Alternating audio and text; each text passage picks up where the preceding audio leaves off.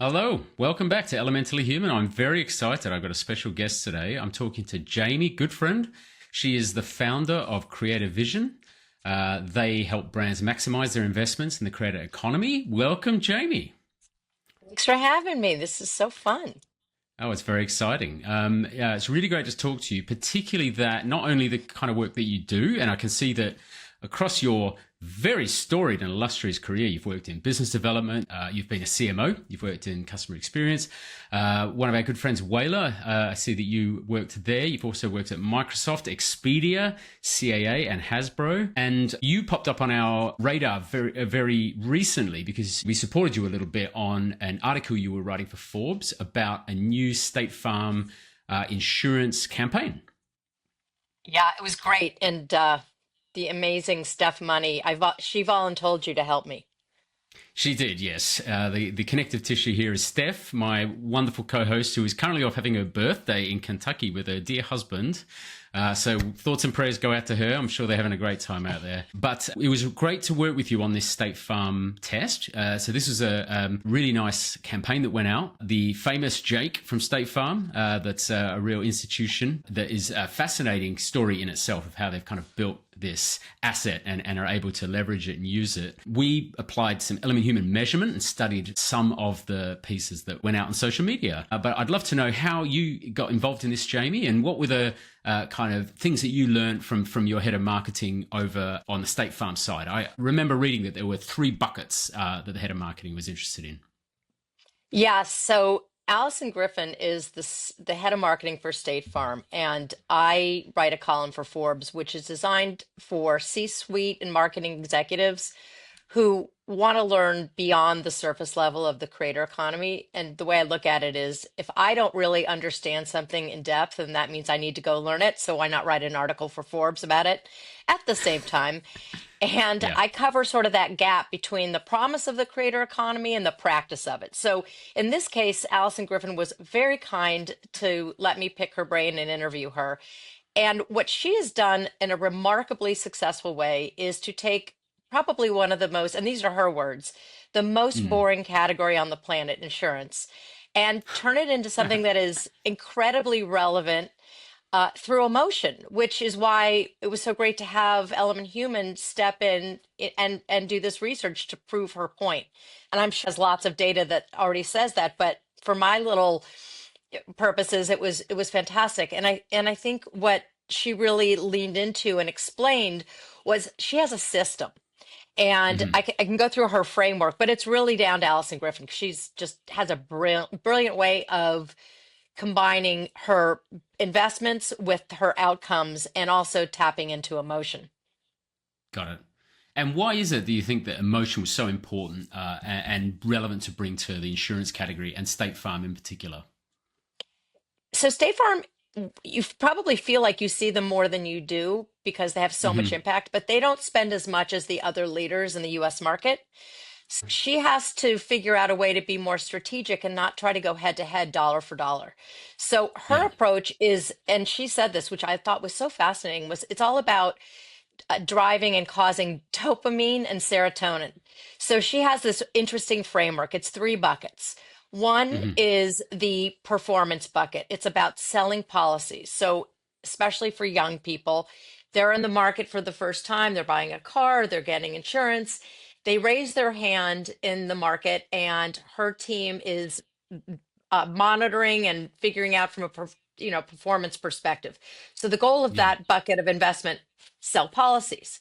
The second bucket is more based on emotion. It's not trying to Hmm. sell policies, it's trying to sell connection and awareness. And in this competitive market, she's really trying to make it so that when somebody's starting to think about buying insurance, and nobody wants to think about it, it's sort of an adulting focus. You kind of have to. Yeah. It's an opportunity to really spark emotion through dopamine and serotonin. And the idea of that she follows is it's about making sure that they're in the top two considerations that when somebody's actually in the market.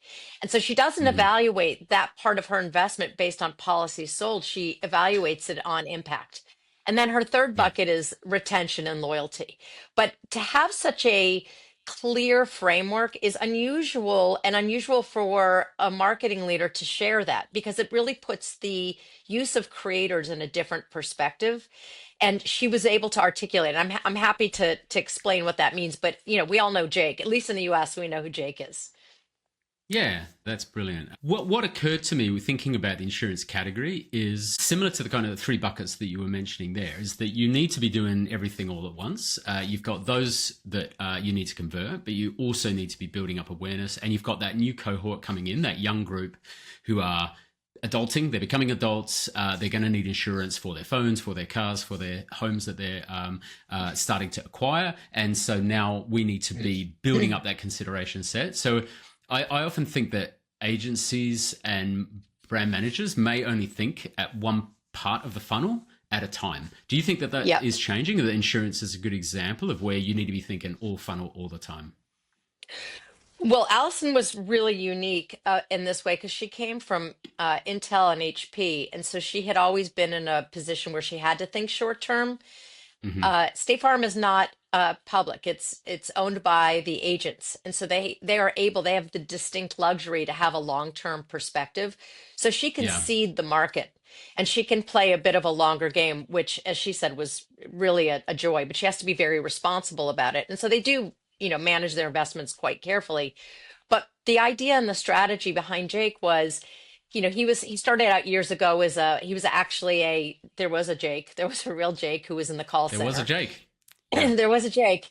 But then they reintroduced him and he's a creator. So in the same way that, other Duolingo and all of those kind of brand characters, he's one of these brand codes that State Farm has.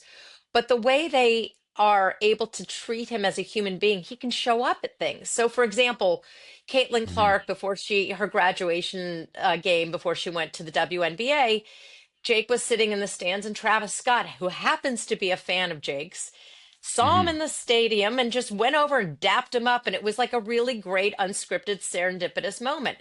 That's an incredible thing. Jake can hang out with Kai Cenat, and they've just launched this whole gaming program on Prime streaming because he's in culture.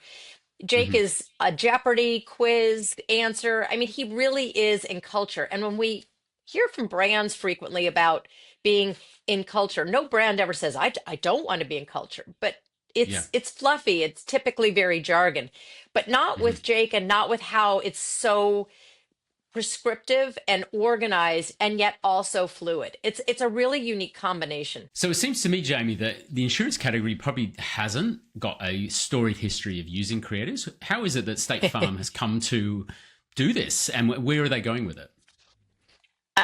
Allison's really figured out this incredible strategy because she feels that she needs to break through and create a one-to-one relationship. And you're not really able to do that as easily as you would with traditional media. So with creators, she said she's looking for that emotional engagement that people have on a human basis.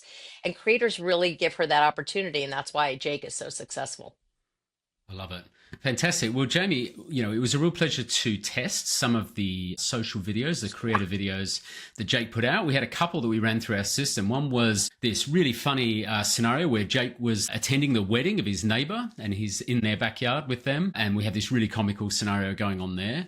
And the other one was Jake and another gentleman doing all sorts of pranks around the house and in the local area. So these are really lo-fi, not massive budget, but I think really, really accessible. And so obviously we wanted to take a look at how the young kind of American audience reacted to them and put them through our system, because this whole thing about emotional engagement, measuring it, actually measuring attention to that content, measuring the emotional engagement of that content, and the scientific side of it for us is about linking the emotional engagement to brand memory. So are we creating long-term memory of the brand, which is going to drive things like consideration when your renewal comes up and or you're looking for your first policy and things like that. So which pays off her strategy. Yeah, which pays off her strategy. Yeah, so interesting because you can talk about it all you want, but this is independent. And State Farm did not know that we were working together to test this. So it was kind of risky. I assumed it would work, and it did. Yeah, it absolutely did. Yeah. So what I've got here is this is the Element Human, we call it the workbench. This is where our customers come in and they run their tests. So they get to choose their target audience. So we've got our campaign, Jake the State Farm Guy, and I'm just going to scroll down here to some of the fascinating findings that we got. So the first one is this is our emotion video. What it's showing us here is the emotional curves, the curves that are the audience reacting emotionally to the content. And you can see the key at the bottom. So we have, for instance, some yellow curves and we have some white ones. And if you look at the key at the bottom, you'll see that is happiness and surprise. So we've got this very positive feedback from the audience, that a percentage of the audience, in some cases almost 100%, right at the end, are exhibiting surprise. The other funny thing for me, and this is particularly because we're looking at the one with all the pranks, is we have this blue line. So I'm just going to show you this, and I want to talk about that blue line in a second. So here's Jake. He's mucking around the house. He's always looking for solutions, and his friend is popping in and providing a solution, right? So he's falling over. Boom, here comes a cushion. He's going to drop his cell phone Jake in saves the water. the day. Jake is saving Jake the day. saves the day. He is Yep. the living embodiment of insurance. And then that slide right across the end there, we have that massive surprise spike. So what we're seeing, Jamie, is jaws hitting the floor. That's what our system is seeing. We're not asking people how they feel. We are measuring their emotional reaction using the webcam. So it's a system called facial coding. So we have 150 people in the target audience looking at the content, and the webcam is looking at how they facially respond to it. So this is eyes open, mouths open. What do you think, Jamie?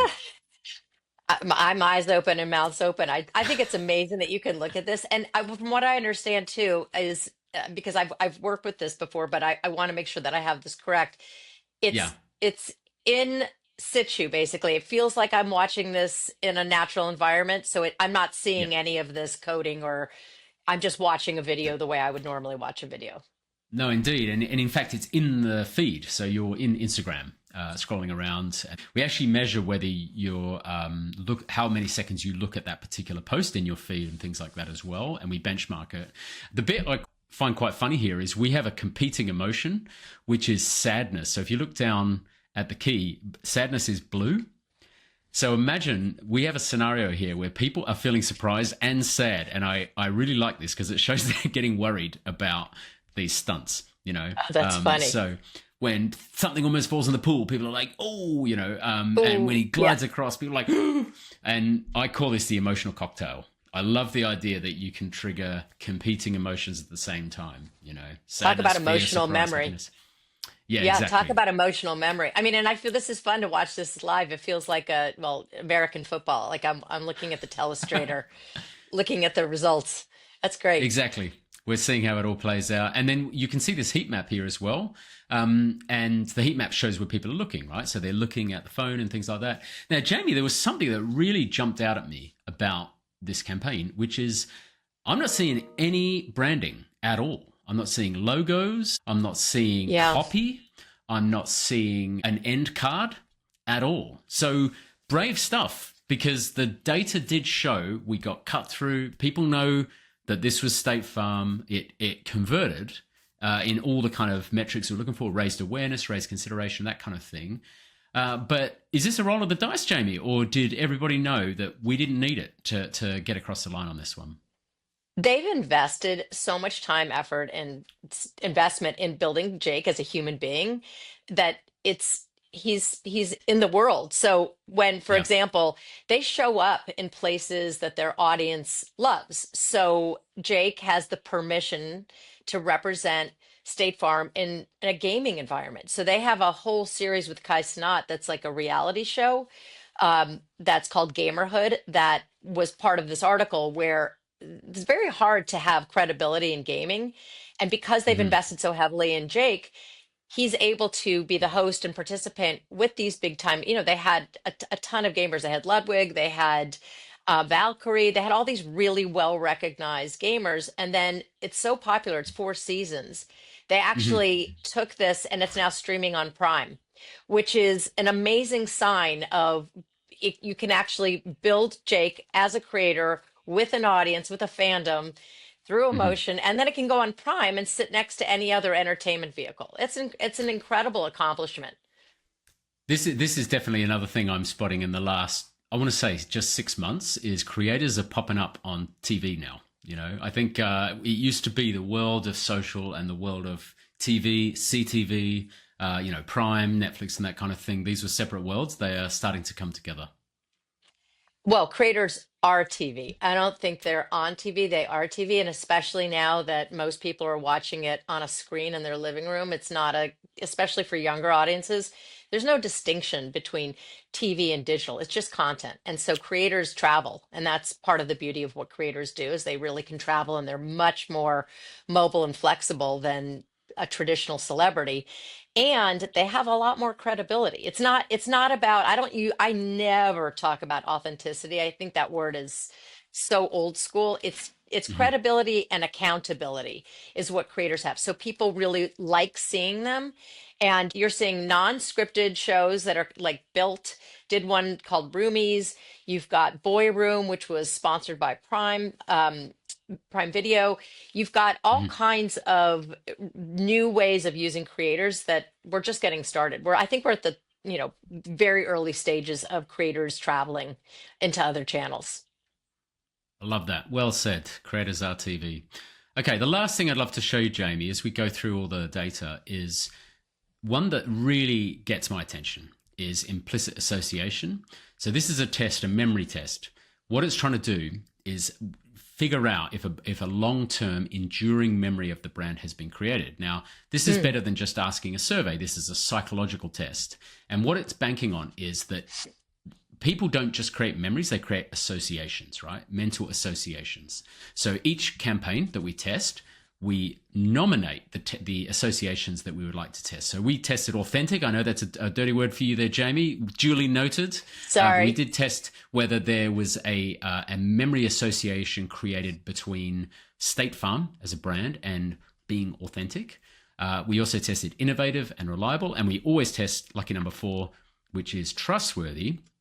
And what we're looking at here is the uplift. So did we create new incremental audience who now have a long-term memory association of the brand with any of these particular traits? And we've got 2 videos that we're testing here. So the one we just looked at with all the stunts is Jake from State Farm 1. So that's this one. That is the one we just saw. And we have the other one, which is the kind of fun sort of comedy drama where Jake is officiating a wedding with his neighbor in the backyard. And what I really like about this is everything is in the positive direction, because you can go below the line. You can have a negative association. You can lose association. You can also have negative positive associations built, as in people can have a negative memory with being authentic. And that can happen a lot, actually, which in fact, quite a lot. In this particular case, it's all in the positive. But what I really like is these 2 different videos did different things. So the one that was about Jake in the wedding drove, you can see authenticity, innovation, and you can see trust as well. So it was there was a much bigger increase in trust. Yeah. So there's 15% of the audience who did not have a positive association now do with the brand and trust. But the one that was strongest for the stunts was innovative. So the idea that they put Jake in these situations, that they had this fun, playful take on insurance, that Jake is literally living insurance right there in real life in the particular scenarios in which you need it, has created this feeling of, this is a fun brand, this is a clever brand, this is creative and it's innovative. And that's where the mind has gone for the audience. What do you think of that? I think Alyson Griffin did an amazing job. She made insurance fun and distinct. It's great. There we go. I love this. I love the innovation part. That's really unique because nobody thinks of insurance as innovative. Yeah, absolutely. Wonderful. Yeah, well, it was a real pleasure. And I think that's kind of covered it for what we would love to explore with you today. But Jamie, It was a real pleasure to work with you on this. Making insurance fun again is what Alyson is all about. I love that she's done this. She's done it. Yeah. You may not think that insurance had a place in the creator economy, that it was kind of a strong category that could really capitalize on it. But I think looking at the way you and Alyson have approached this, where you look at the young audience that are coming up, that need to be connected with, and we need to find accessible ways to connect with them. The fact that we need to create emotional association, because it's not just about conversion. You never know when someone is in market for insurance, so we've got to lay those seeds and allow them to memory bank.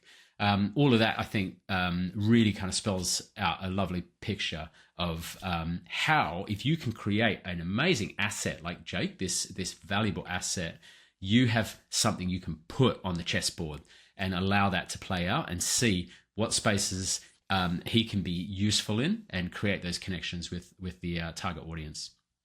Bring on the dopamine. That's what I say, marketers. Bring on that dopamine and serotonin. It's fantastic. That's a strategy. Brilliant. Well, thank you so much, Jamie. Thanks, it was a real Hamish. pleasure to talk to you. And Loved it. love it as well. Tune in next week. Thanks for watching Elementally Human.